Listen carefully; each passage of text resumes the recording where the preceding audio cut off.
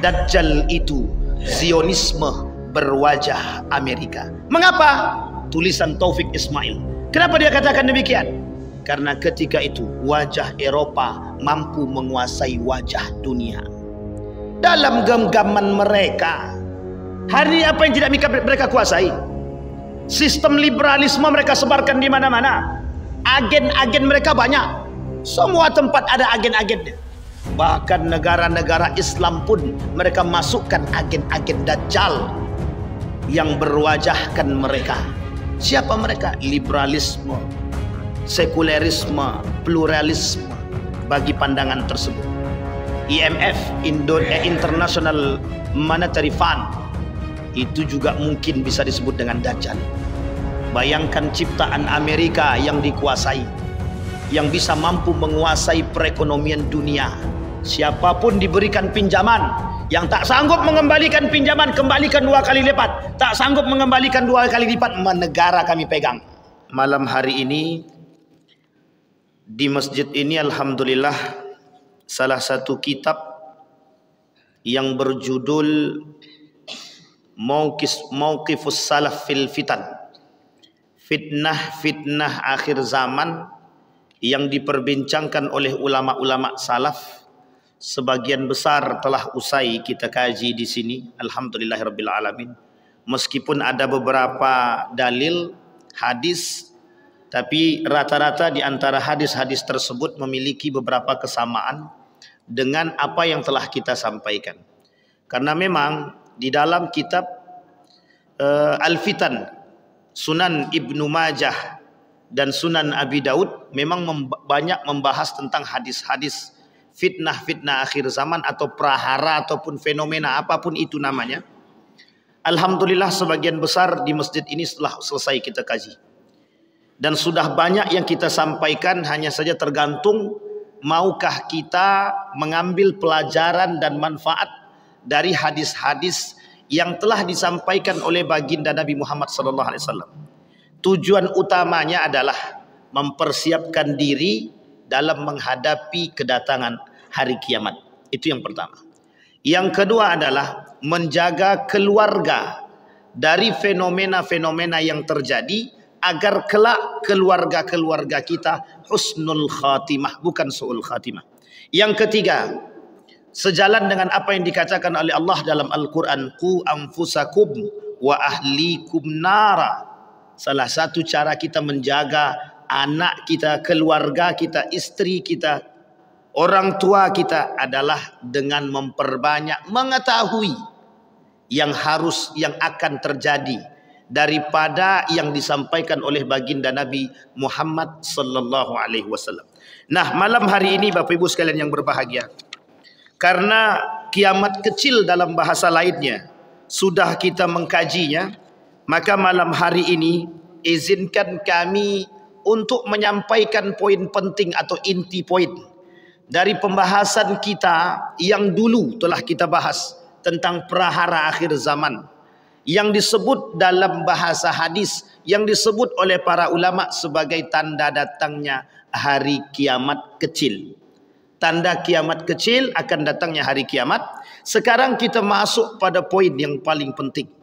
10 tanda kiamat besar.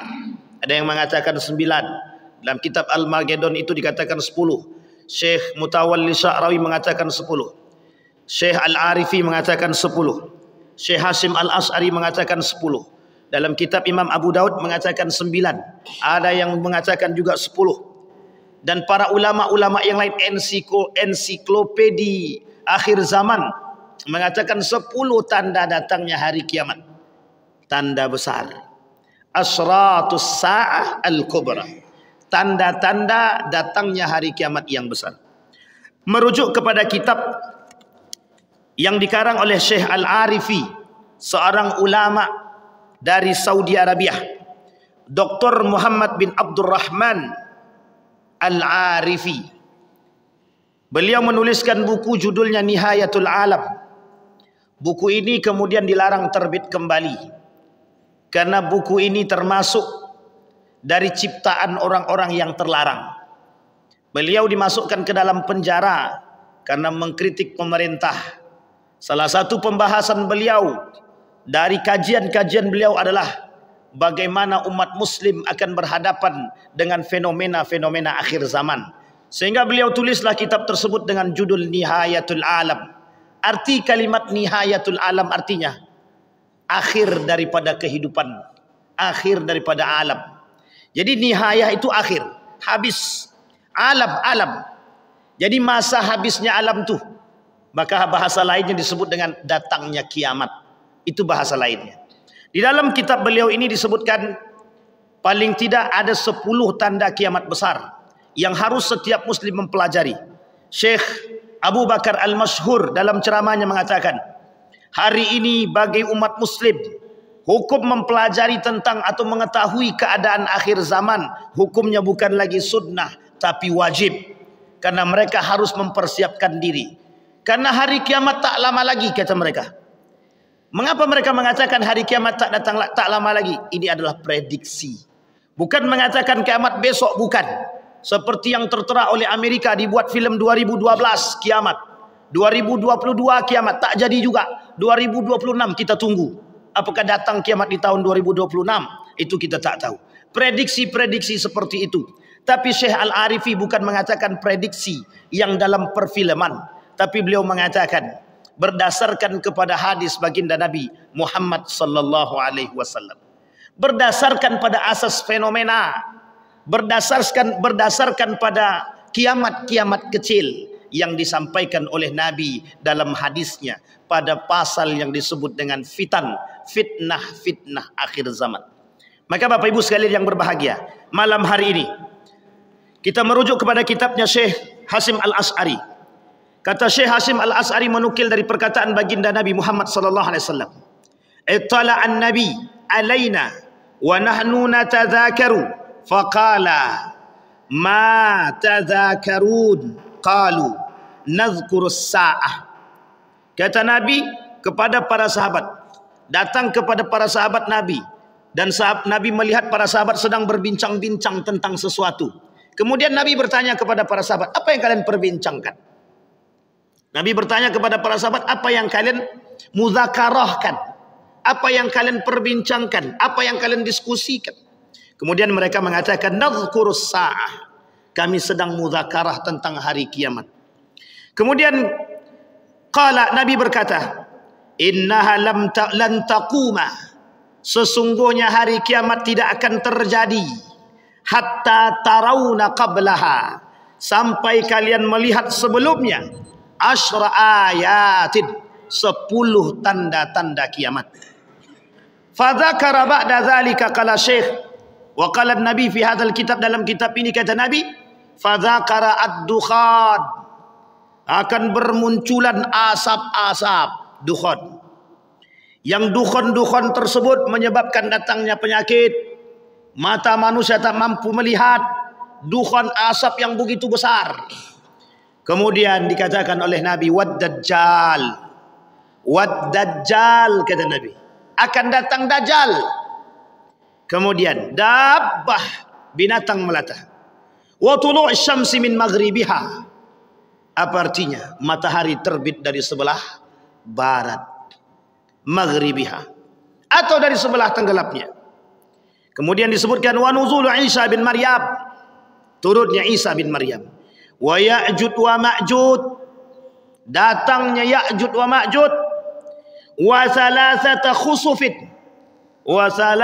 khusufin, khasfun bil masyriq, nanti akan terbit, akan terjadi gerhana-gerhana, berbagai macam fenomena gerhana terjadi. Kemudian wa akhir dzalika narun, kemudian terakhir akan muncul fenomena munculnya api minal Yaman, di Yaman, tatrudud nas ila mahsyarihim, yang kelak akan mengusir orang-orang dari Yaman keluar dari bilad mereka, negara mereka. Wa amad dukhan faqad dzakara al-allama al-khazin fi tafsirihi faqala Hudzaif radhiyallahu anhu, ya Rasulullah, ma ad-dukhan, fatala hadhihi al-ayah yauma ya'ti as-sama'u bidukhanin mubin. Kemudian Nabi berkata, Sahabat berkata, apa itu yang disebut dengan dukhan? Seperti yang Allah sebutkan di dalam Al-Quran, kata Allah, kelak satu hari nanti akan datang, yauma ya'tis sama'u bidukhanin, akan datang langit penuh dengan, dipenuhi dengan dukhan-dukhan mubin, yang nyata, kata Allah. Artinya apa? Perkataan Allah itu pasti akan terjadi, kita hanya tinggal menunggu kedatangan. Di dalam kitab Syekh Al-Arifi, yang pertama dari tanda 10 kiamat tersebut, nomor 1 adalah, kata Syekh Al-Arifi, Al-Masih Ad-Dajjal. Siapa itu? Dajjal. Nah, malam hari ini Bapak Ibu, kita ingin mengkaji tentang Dajjal. Biar Bapak Ibu tahu siapa Dajjal-Dajjal itu, maka malam hari ini akan kita coba mengkaji tentang Dajjal. Biar nanti kalau kita ketemu dengan karakter-karakternya, kita bisa selamat dari orang-orang yang tersebut. Mudah-mudahan mereka bukan Dajjal beneran. Paling tidak bisa kita selamat dari mereka. Baik Bapak Ibu sekalian yang berbahagia.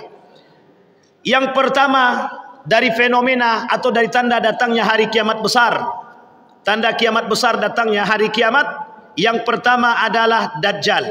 Apa yang disebut dengan Dajjal? Wa ma huwa Dajjal? Dikatakan oleh Nabi di dalam hadisnya, wa inna Dajjala mamsuhul ain, alaiha zafaratun ghalizah, maktubun baina ainaihi kafir, yaqra'uhu kulla mu'min, katibin wa ghairi katibin. Ini Dajjal secara global. Nanti baru kita bahas secara rinci. Dajjal secara global. Apa kata Nabi Dajjal secara global tadi? Kata Nabi, Dajjal itu mamsuhul ain, mata dia tak ada, hanya satu, yang lain tertutup. Di antara kedua matanya tapi matanya tak nampak tertutup, kecuali yang terang satu saja. Di antara kedua batas mata tadi tertulis besar kafir, yaqra'uhul mu'min, yang kelak orang mukmin bisa baca, katibin am ghaira katibin, sekalipun mereka mukmin beriman taat atau tidak beriman secara taat, mereka bisa membaca kafir. Ma bu'itha nabiyyun ila anzarah ummatahul a'war al-kadzab. Apa kata Nabi dalam hadis yang lain? Tidak diutus seorang nabi pun, melainkan semua nabi yang diutus memberikan peringatan kepada umatnya tentang datangnya Dajjal. Pertanyaannya besar muncul. Mengapa semua nabi memperingatkan umatnya tentang Dajjal? Seberapa besar Dajjal tersebut? Seberapa hebat Dajjal tersebut? Sampai semua nabi harus memberitahu kepada umatnya tentang Dajjal. Itu pertanyaannya. Disampaikan oleh Nabi. Ad-Dajjal a'warul ain al-yusra. Dajjal itu matanya buta sebelah kiri. Jufalu syari ma'hu jannatun wa narun, fanaruhu jannatun wa jannatuhu nar. Dajjal itu buta mata kirinya, banyak rambutnya, dia membawa surga dan neraka. Nerakanya surga, surganya neraka. Jadi penuh dengan tipu daya, kadzab. Dajjal ini pendusta. Kalau Dajjal katakan kau akan kubawa ke dalam surga, berarti dia masuk ke dalam neraka. Kalau Dajjal katakan kau akan kubawa ke dalam neraka, berarti dia akan masuk ke dalam surga. Ini Dajjal, penuh tipu daya. Jadi kalau ada manusia pendusta, Dajjal kah? Itu pandai-pandailah. Insya Allah bukan. Kita tak boleh katakan. Inni qad haddastukum anid Dajjal hatta khashitu an la ta'qilu. Idna masihad Dajjal rajulun qasir afhaj ja'dun a'war mat'musul ain laisa binati'atin wala hajra fa in ulbisa alaikum fa'lamu anna rabbakum laisa bi'awar. Sesungguhnya aku sudah menceritakan kepada kalian tentang Dajjal, tetapi aku masih saja khawatir kalian tidak mengerti akan Dajjal tersebut. Sesungguhnya Al-Masih Ad-Dajjal itu laki-laki jelek, pendek, renggang antara dua matanya, dua betisnya, pendek keriting, buta sebelahnya, dan terputus terhapus matanya, tidak tinggi, tidak berlubang pada matanya yang terhapus. Jika dia itu tersamarkan atas kalian, maka ketahuilah sesungguhnya Nabi Muhammad tidak buta, sesungguhnya Allah tidak buta. Artinya apa? Kalaulah Dajjal mengaku Tuhan, maka sesungguhnya manusia bisa tertipu. Maka perhatikan kata Nabi, kalau kalian tak tahu itu Dajjal atau bukan, perhatikan bahwa sesungguhnya Allah itu tidak buta, Nabi itu tidak buta. Ma'asyiral muslimin rahimakumullah, Bapak Ibu sekalian yang berbahagia, Syekh Abdul Qadir Al-Jailani pernah melempar setan dengan sendalnya. Satu ketika setan tersebut berkata kepada Syekh Abdul Qadir Al-Jailani begini, Abdul Qadir, sudah Allah bebaskan bagimu syariat. Setelah ini kau tak beribadah tidak ada masalah, karena kau sudah dijamin masuk surga. Diambil sendalnya Syekh Abdul Qadir Jailani, dilemparnya pada setan tadi. Kalaulah manusia hari ini dikatakan begitu, saya kira tidak seperti Abdul Qadir, malah ikut-ikutan. Artinya apa? Banyak dajjal-dajjal bermunculan. Lisan manusia hari ini bisa menipu manusia. Artinya lebih baik daripada dajjal atau lebih hebat? Belum tentu. Yang dajjalnya belum muncul, manusia bersifat dajjal sudah banyak yang percaya. Apalagi kalau dajjalnya yang benar datang. Itu dah susah kita ketemu. Sudah susah bagi kita untuk menghindar. Karena kata Nabi, la yanfa'ul iman. Tidak bermanfaat iman itu lagi. Ada 3 kondisi. Ketika datang 3 kondisi ini, kata Nabi, iman manusia tak bermanfaat. Di antara 3 tersebut, satu di antaranya adalah Dajjal tak beriman. Hari ini kita lihat ulama su, kalau berbicara ulama su, tinggi derajatnya, hebat dia, semua goyang. Itu baru ulama su, belum Dajjal. Kalau Dajjal tunjuk langit turun hujan, tunjuk yang mati hidup, tunjuk pohon yang tak berbuah jadi berbuah. Kira-kira banyak tak yang datang minta sama dia? Yang kemarin saja profesor bisa percaya dengan seorang pemuda bisa mengeluarkan uang dari bajunya. Apalagi kalau sempat bertemu dengan Dajjal. Itu bukan profesor lagi. Kalau ada gelar di atas profesor, saya kira semua orang bakal percaya. Yang selamat adalah dari Dajjal orang yang rajin membaca Al-Quran dan rajin mendawamkan Al-Kahfi dengan iman dan akidah yang kuat. Kalau tidak goyang. Maka dikatakan oleh para ulama, ketika Dajjal datang, cuman satu yang mereka lakukan, beruzlah. Orang-orang yang beriman akan beruzlah, mencari tempat selamat. Karena ketika Dajjal sampai ke setiap kota-kota besar tempat injakan Dajjal, ketika mereka turun, Dajjal turun, maka tempat-tempat daerah-daerah yang terpencil mendengarkan suaranya, maka mereka akan bergegas untuk datang melihat. Inilah yang mereka katakan pengaruh Dajjal mampu mempengaruhi dunia. Bapak Ibu sekalian yang berbahagia, ada seorang ulama yang mengatakan dalam tulisannya, ada negara yang paling kuasa dan adikuasa. Apakah itu bisa dikatakan Dajjal? Siapa dia? Amerika, negara adikuasa.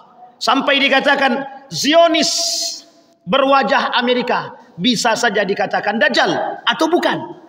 Sehingga mereka mengatakan Dajjal itu bisa jadi Zionisme berwajah Amerika. Kenapa kita katakan Zionisme berwajah Amerika? Hari ini apa yang tak bisa dibuat oleh Amerika? Hari ini apa yang tidak bisa dibuat oleh Amerika? Indonesia saja 40.000 ton paha sampah bisa masuk karena diancam. Takut akan ancaman Amerika, datang. Apa yang terjadi dengan Indonesia? Baru Indonesia. Ternyata bukan hanya Indonesia, semua negara mampu berada di bawah kekuatan PBB yang dikuasai oleh Amerika. Bapak Ibu sekalian yang berbahagia, sehingga dituliskan oleh mereka dalam tulisan tersebut, dalam tulisan Hidayatullah, apa kata mereka? Dajjal itu Zionisme berwajah Amerika. Mengapa? Tulisan Taufik Ismail. Kenapa dia katakan demikian? Karena ketika itu wajah Eropa mampu menguasai wajah dunia. Dalam genggaman mereka, hari ini apa yang tidak mereka kuasai? Sistem liberalisme mereka sebarkan di mana-mana. Agen-agen mereka banyak. Semua tempat ada agen-agennya. Bahkan negara-negara Islam pun mereka masukkan agen-agen Dajjal yang berwajahkan mereka. Siapa mereka? Liberalisme, sekulerisme, pluralisme bagi pandangan tersebut. IMF, International Monetary Fund, itu juga mungkin bisa disebut dengan Dajjal. Bayangkan ciptaan Amerika yang dikuasai, yang bisa mampu menguasai perekonomian dunia. Siapapun diberikan pinjaman, yang tak sanggup mengembalikan pinjaman, kembalikan 2 kali lipat. Tak sanggup mengembalikan 2 kali lipat, negara kami pegang. Bangga pula kita minjam ke sana. Bayangkan Bapak Ibu, kasus BLBI adalah kasus yang menyakitkan sampai hari ini kita terima Bapak Ibu. Sampai hari ini hutang kita tak akan selesai. Kenapa demikian? Karena itulah yang terjadi Bapak Ibu. Karena sudah salah langkah. Baik Bapak Ibu sekalian yang berbahagia. Kembali kepada poin Dajjal tadi Bapak Ibu.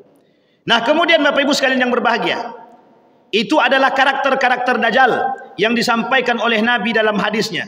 Kemudian Nabi berkata, andai kata Dajjal itu muncul di hadapan kalian, kata Nabi, maka iman kalian tidak akan mampu bertahan. Kalian akan tergoda akan kehebatan Dajjal. Kenapa dikatakan demikian? Kehebatan Dajjal bisa mempengaruhi. Karena ketika Dajjal menunjuk langit bisa langsung turun hujan. Hari ini manusia banyak yang berharap seperti itu. Ketika ada manusia mampu berjalan di atas air, mereka katakan wow. Ketika ada manusia memiliki keajaiban dan kehebatan, tak sedikit manusia yang terpengaruh. Seorang bocah ajaib yang dianggap ajaib, dengan batu yang dianggap ajaib, mampu mempengaruhi jutaan manusia. Hanya karena batu. Hanya karena batu. Mungkin kebetulan batunya hebat. Mungkin. Tapi banyak yang percaya. Hanya sekali cemplung batu ke dalam air, diminum sehat. Namanya batu ponari. Masih ingat Bapak Ibu ya batu ponari? Itu adalah dampak daripada perbuatan yang saat ini kita nikmati Bapak Ibu. Artinya apa? Itu bukan Dajjal. Ponari bukan Dajjal. Tapi dengan tipu daya yang dibuatnya semua umat percaya. Banyak yang percaya. Gimana kalau Dajjal beneran yang datang? Bapak Ibu sekalian yang berbahagia. Nah kemudian Bapak Ibu, di dalam pandangan yang lain pertanyaannya, siapa Dajjal itu sekarang? Akankah Dajjal itu Amerika? Ataukah Dajjal itu para pendusta? Nabi katakan dalam riwayat yang lain, kata Nabi, akan datang pada manusia, kata Nabi, Dajjaluna kadzabun. Akan datang pada manusia, kata Nabi, satu masa nanti, Dajjaluna kadzabun. Mereka manusia-manusia yang berkarakter seperti Dajjal. Dajjalnya belum turun. Manusia-manusia berkarakter seperti Dajjal yang muncul. Oh ini berat sekali. Maka Bapak Ibu kata Nabi, kelak, kata para ulama, kelak di akhir zaman pengikut Dajjal itu 7. Pengikut Dajjal itu 7. Ini baru 2. 5 lagi. Tak akan gini saya lagi bang. Begini saya. 7. Pengikut Dajjal itu 7 Pak. Banyak Pak, 7 itu bukan sedikit. Siapa di antara 7? Nanti kita sampaikan Pak. Sebelum kita sampai ke sana nanti akan kita sebutkan. Kemudian kata Nabi poin selanjutnya. Sebelum datang Dajjal, kata Nabi, kalian akan menghadapi peristiwa-peristiwa 3 tahun lamanya dalam hadis Nabi. Dan 3 tahun itu peristiwa-peristiwa yang menyakitkan bagi umat manusia. Kelaparan, kemiskinan, semua dialami oleh umat ketika itu. Sekarang sudah banyak kemiskinan? Nah, sudah ada orang-orang miskin sudah banyak? Banyak. Sekarang orang-orang tak berduit banyak? Pengemis banyak? Berarti Dajjal sudah mau datang? Belum tahu, belum pasti. Kita tidak bisa katakan Dajjal datang. Tapi pernyataan itu bisa kita katakan bahwa tanda-tanda kedatangan Dajjal itu 3 tahun sebelum kedatangan Dajjal, kata Nabi, masa paceklik itu akan mendatangi umat manusia ketika itu. Kelaparan, kehausan, ekonomi yang merosot, kemiskinan dan lain sebagainya, semua melanda umat. Semua melanda umat, merata semua. Artinya apa? Tanda-tanda kedatangan Dajjal akan semakin dekat. Bapak Ibu sekalian yang berbahagia, apa yang ditakutkan oleh Nabi akan kedatangan Dajjal? Yang ditakutkan oleh Nabi, robohnya akidah, rusaknya iman, rusaknya akhlak. Mereka jauh daripada Allah. Sehingga Bapak Ibu, Nabi menuliskan dalam hadisnya, orang yang bisa selamat daripada Dajjal, mereka yang rajin membaca surat Al-Kahfi. Oh mungkin itu seperti hal yang sangat sederhana, remeh-temeh, betul. Tapi percayalah, Nabi tidak pernah berbohong. Nabi tidak pernah bohong. Artinya apa? Itu pasti akan terjadi. Orang yang kuat imannya, orang yang kuat akidahnya, kalau tidak dibarengi seperti apa yang dikatakan oleh baginda Nabi Muhammad sallallahu alaihi wasallam, goyang. Orang berilmu ketika itu banyak, yang beriman sedikit, sehingga yang pengikut Dajjal bukan orang-orang yang biasa, bukan orang-orang bodoh. Pengikut Dajjal orang-orang yang berilmu, pengikut Dajjal orang-orang yang mengerti. Tapi mengapa mereka tertipu? Karena mengikuti dengan hawa nafsu, bukan dengan iman. Jangankan nanti, sekarang saja orang berilmu tak beriman banyak. Berilmu dia, tinggi ilmunya, bergelar dia, tapi mohon maaf, justru menjerumuskan mereka dalam kebodohan. Pintar tapi bodoh, itu yang kita tak paham hari ini. Ada orang pintar tapi bodoh, ada orang bodoh tapi pintar. Yang kita inginkan pintar benaran, bukan bodoh benaran. Yang kita inginkan adalah pintar benaran, pintar dengan iman. Karena yang diharapkan oleh Allah adalah orang itu pintar dengan iman, bukan pintar dengan tanpa iman. Baik Bapak Ibu sekalian yang berbahagia, itu poin yang kedua. Apa poin yang kedua tadi? Nabi sampaikan. Kemudian poin yang ketiga adalah ada sinyal-sinyal Dajjal, ada agen-agen Dajjal. Ini kita sampaikan Bapak Ibu. Dalam kitab Sababul Muslimina fi Ahdi Dajjal, Ghahar Mustaq, kata beliau, ada agen-agen Dajjal pada masa Dajjal nanti. Dan sebelum masa Dajjal pun sudah ada agen-agen Dajjal. Disampaikan oleh beliau. Apa agen Dajjal itu? Yang pertama, agen-agen Dajjal tersebut adalah media. Apa Bapak Ibu? Media. Apa maksudnya media? Sinyal Dajjal di era digital. Wah, ini mantap ini Bapak Ibu. Ini dituliskan oleh seorang yang bernama Thomas Friedman dalam bukunya The Wood is Flat 3.0, A Brief History of the 20th Century. Bisa dipahami Bapak Ibu? Sama kalau kita tak paham. Artinya apa? Kata beliau, akan muncul pada masa itu kehancuran bumi yang disebabkan pengaruh media yang begitu besar. Masa itu disebut dengan 3.0. Peran media menguasai dunia. Hari ini kekuatan Amerika bukan pada ekonomi saja. Bukan pada ekonomi saja, tetapi kekuatan Amerika terletak pada media. Bapak Ibu main apa hari ini? Facebook, yang punya siapa? Bapak Ibu punya internet, yang punya siapa? Mereka bisa menguasai dunia melalui media. Teman-teman di depan ini besok, kalau mereka sudah sakit hati bisa di-cut-nya semua. Hati-hati, pasang bumper. Hilang video kita bisa. Mereka bisa menguasai media, bisa. Apapun mereka bisa buatkan hari ini dengan media. Memanipulasi pun mereka bisa. Jangankan memanipulasi video, kemerdekaan satu negara mereka bisa manipulasi hanya dengan media cetak. Perang Inggris dan perang Perancis. Apa nama perangnya? Kalau saya tak salah Bretton Woods. Itu bahasa gaulnya Pak. Betul Pak Ketua? Agak ragu Pak Ketua sedikit. Perang Inggris-Perancis, tujuan Amerika ingin menguasai emas. Yang menang siapa, yang kalah siapa. Inggris kalah, Perancis menang. Yang disebarkan oleh Amerika melalui media cetak. Yang menang Inggris, yang kalah Perancis. Akhirnya apa? Para investor di negara Perancis angkat kaki. Apa yang terjadi? Krisis moneter terjadi di negara Perancis. Mereka jual aset-aset emas, ditampung oleh Amerika hanya karena media cetak. Hari ini dengan media apa? Bukan cetak lagi kita main Pak, media online. Orang pinjam uang, apa namanya itu? Bukan, apa online? Bukan judi online, pinjam uang online itu apa namanya? Pinjol, pinjam online hari ini. Tak sanggup bayar, tidak tahu dari mana data kita. Dibuatnya gambar tak berbaju atau telanjang lebih tepatnya, disebarkannya di Facebook, di WhatsApp. Pertanyaannya, dari mana data kita mereka dapat? Dari mana foto kita dapat? Uniknya mereka bisa sebarkan kemanapun.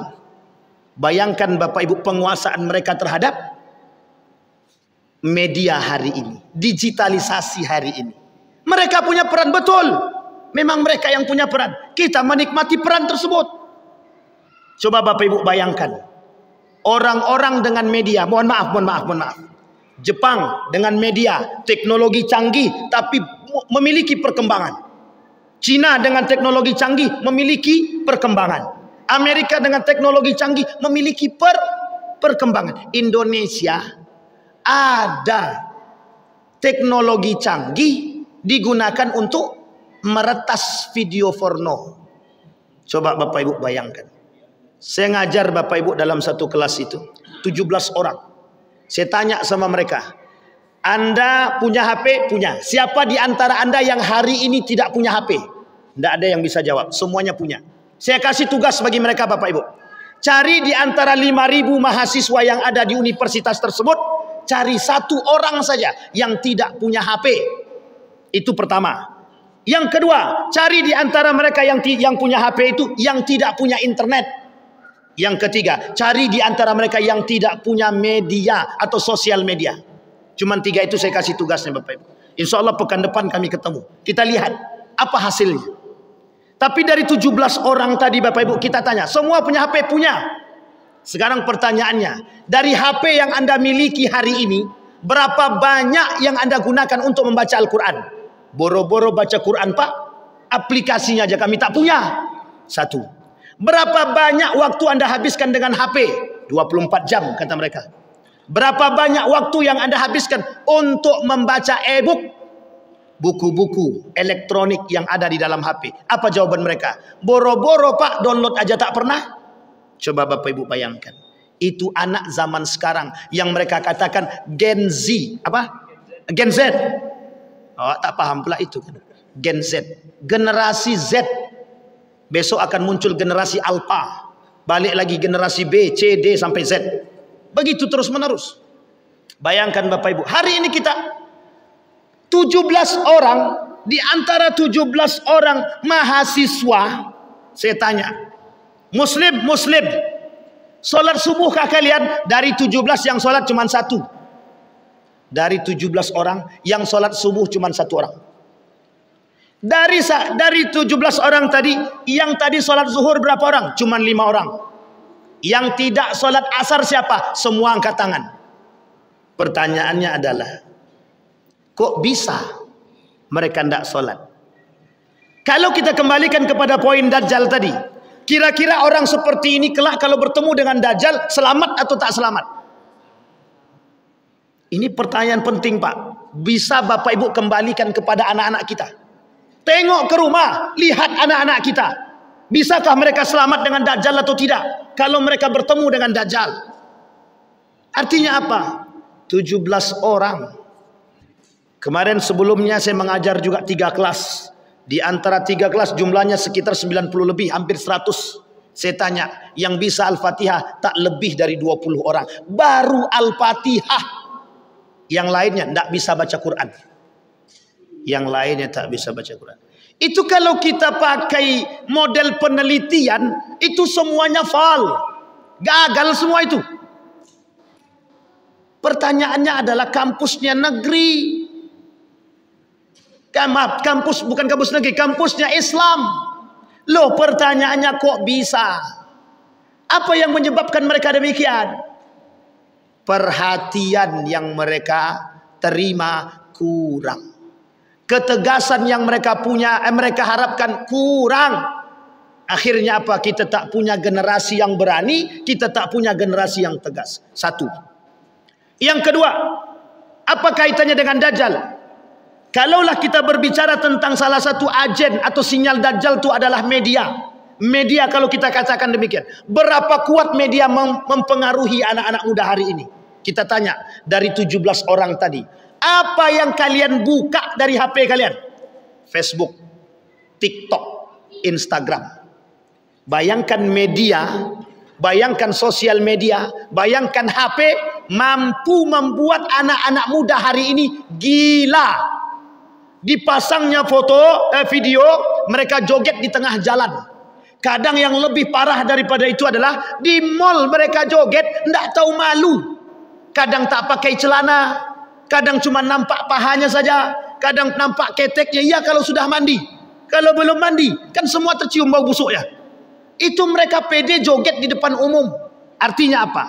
Dengan media urat malu pun bisa hilang. Apa kata Dajjal? Kalaulah kita katakan media adalah sinyal Dajjal, kalau kita katakan media adalah agennya Dajjal, artinya apa? Pengaruh media terhadap manusia hari ini sangat-sangat besar. Ulama berkata, apa kata para ulama? Perkembangan zaman tidak bisa kita hindari, betul. Kita tak bisa menghindari teknologi, tak bisa. Pertanyaannya adalah bagaimana sikap kita terhadap teknologi tersebut. Sehingga para ulama mengatakan kita harus mengambil manfaatnya, betul. Perkataan yang tepat. Masalahnya hari ini lebih banyak mengambil manfaat atau mudarat? Itu pertanyaan kita hari ini. Sehingga Bapak Ibu sekalian yang berbahagia, kalaulah dikatakan digitalisasi, media, internet, semua mampu membuat manusia tertipu, betul adanya perkataan demikian. Maka bisa kita katakan kalaulah betul Dajjal itu bersifat media, maka kita sudah hancur Bapak Ibu. Kita sudah hancur. Oleh media kita hancur. Bapak Ibu jangan salah. Situs video porno ditutup. Uniknya lagi, situsnya ditutup, kuncinya diberikan. La ilaha illallah. Itu pintarnya ketulungan itu Pak. Pintar banget atau bodoh banget kita tidak tahu itu. Situsnya diblokir, kuncinya disebarkan. Artinya apa? Ya kalau mau akses ya pakai kunci. Lah kuncinya sudah dibagikan, ya tinggal akses. Sekarang kita lihat berita-berita terbaru hari ini Pak. Pak Presiden Prabowo memaksa pemerintah untuk menutup judi online dan para koruptor, usut tuntas. Kita apresiasi Pak, karena judi online itu sangat merusak. Bayangkan Bapak Ibu, peran media, peran digitalisasi, peran internet, Bapak Ibu bayangkan. Judi online itu sangat merusak umat manusia. Jutaan umat manusia di Indonesia bermain game online dan judi online. Anggota dewan main, ustadz main. Ustadz main judi online. Dalilnya apa? Cuman untuk refreshing. Lah kalau dapat duit itu tidak refreshing nama itu Pak. Memang itu yang diharapkan. Mohon maaf, bukan hanya itu. Para dokter-dokter juga main. Para akademisi juga main. Dosen-dosen pun ikut main. Itu parahnya Pak. Jadi kita bingung. Nah, jangan main judi online. Bapak tengok tuh. Itu dosen tuh di universitas tertentu main judi dia. Apa anda cakap lagi? Bingung kita Pak. Generasi hari ini dikuasai oleh media. Generasi hari ini dikuasai oleh media. Andai kata mereka benaran Dajjal, maka kita sudah habis. Tapi Dajjal bukan seperti itu. Bukan Dajjal seperti itu. Artinya apa? Kata Nabi, sebelum Dajjal datang akan bermunculan karakter-karakter Dajjal. Bisa jadi kita sebutkan pelaku media, pelaku kekuasaan, pengkhianat, pendusta, mereka semua adalah penganut karakter-karakter Dajjal. Bayangkan Bapak Ibu, saya tanya langsung sama mahasiswa. Andai kata Anda yang 17 orang ini tidak ada internet di HP Anda, kira-kira bagaimana pendapat Anda? Stres kami Pak, kata dia. Itu jawaban spontan mahasiswa hari ini. Stres kami Pak kalau kami tak punya. Coba tanya sama abang-abang kita yang di depan nih. Kalau seandainya tidak ada internet, bagaimana mau upload video? Tapi kalau untuk bermanfaat, aman. Yang penting cari aman. Bisa dipahami Bapak Ibu sekalian yang berbahagia. Nah, kembali pada poin selanjutnya Bapak Ibu. Itu sinyal. Sinyal Dajjal. Nah sekarang Bapak Ibu, ini Dajjal beneran belum keluar. Belum keluar Dajjal beneran belum keluar. Tapi manusia berkarakter Dajjal sudah banyak. Orang-orang yang dipengaruhi oleh perkataan mereka, oleh lisan mereka. Wa minan nasi may yu'jibuka qauluhu fil hayatid dunya, kata Allah. Kelak manusia, banyak manusia-manusia yang berilmu lisan mereka mampu mempengaruhi manusia, pada hakikatnya mengajak kepada neraka. Sama tak dengan Dajjal? Sama. Tipu daya Dajjal. Nabi dah kata, salatu sanawatin, kata Nabi, sebelum kedatangan Dajjal, masa-masa tipu daya pun bermunculan. Sekarang kita dah mau lihat Pak, carut marut dunia sudah kita lihat. Para pendusta sudah banyak, para pengkhianat di depan mata, manusia bermuka dua sudah kita. Bahkan kadang-kadang mereka berada di antara kita Bapak Ibu. Mereka yang melakukan kerusakan di muka bumi, yang harus kita lakukan, lawan. Hari ini kita tak bisa berdiam diri. Umat muslim harus berani melawan kemungkaran. Kalau kemungkaran itu didiamkan, merajalela. Itu karakter-karakter Dajjal. Kalau kita berjuang melawan kemungkaran, mati kita, insya-Allah mati kita mati syahid. Kalau kita niatnya karena Allah. Baik. Sekarang Bapak Ibu, siapa pengikut-pengikut Dajjal tersebut? Nah, kita masuk Bapak Ibu poinnya. Siapa pengikut Dajjal? Bapak Ibu tahu pengikut Dajjal siapa Bapak Ibu? Yang pertama pengikut Dajjal, Yahudi. Jadi kalau kita katakan Zionisme, Yahudi itu adalah Dajjal, bisa jadi karena mereka pengikut Dajjal. Karena mereka pengikut Dajjal. Terkait hal ini Anas bin Malik meriwayatkan bahwa Rasulullah SAW bersabda bahwa kelak Dajjal akan diikuti oleh 70.000 orang Yahudi dari Asbahan yang sekarang masuk wilayah Iran, yang memakai baju tebal berjahit. Rawahu Muslim. Satu. Wah, selamat kami Ustaz, selamat kami tak pengikut Dajjal. Belum Pak, baru nomor 1, masih ada 6. Ingat baik-baik, ini baru 1. Kalau sempat di antara 6 itu ada, cepat-cepat tobat Pak, cepat-cepat. Tapi Bapak Ibu sekalian yang berbahagia, andai kata ada kategori yang 6 kita sampaikan kelak, ternyata kita melihat ada orang-orang seperti itu, Dajjal sini kau, itu tak boleh Bapak Ibu, tidak boleh sama sekali. Karena kita tidak tahu ke depan hidup orang. Andai kata Allah takdirkan dia bertobat kepada Allah dan Allah terima tobatnya, insyaallah Allah masukkan ke dalam surga. Hadis ini bukan menunjukkan pembatasan jumlah.